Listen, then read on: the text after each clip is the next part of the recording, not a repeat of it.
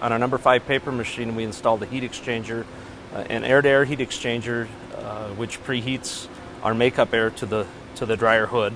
On our boiler, we have installed a heat exchanger to use boiler exhaust to preheat demineralized water coming into the boiler.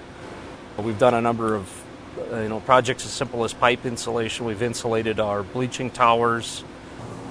We used to heat the lunchroom with steam heat, and we had an air handler that we did that with and a steam coil. So now we did is we pick the air off the air compressors and we heat the entire lunchroom with air off of our air compressors.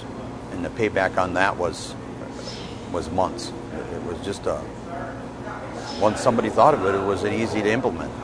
We had paint stacks that were emitting 700-degree air, and we said, boy, what a tremendous opportunity for us to capture that heat and bring it back into our process or bring it back into our facility. So we implemented the heat exchangers and a glycol loop within our paint lines to bring that heat back into the process and preheat the water and be able to turn down our burner at the same time.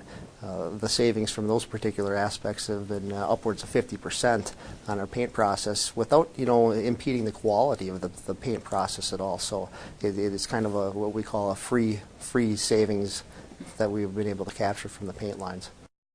We had a water-cooled compressor that was being worked on one day by our maintenance supervisor, and while he was working on it, he kept hearing water running down the drain, which was adjacent to the compressor.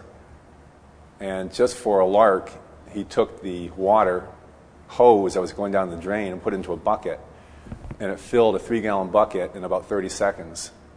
And we extrapolated that number out to what we could save if we replaced the pump altogether. And we think it's about $4,000 a year. So we took that pump out, put it in an air-cooled system, and we've saved now 1 million gallons a year of water. We run right around 750,000 gallons of water per day. So our sewer bill is tremendous. Our water is tremendous bill. And we changed the nozzles out in some of our wash cabinets. And it cost us, after we tracked it, we did the study on it, is take the nozzles, tested the nozzles, and every one of the nozzles were coming out that they were using like 0.8 or 1.2 gallons per minute more than they should have been. So what we did is we found out the cost of the nozzles, and the nozzles were right around $2,000 to buy all new nozzles for all them cabinets. The payback was a couple weeks. So it was easy, to do that.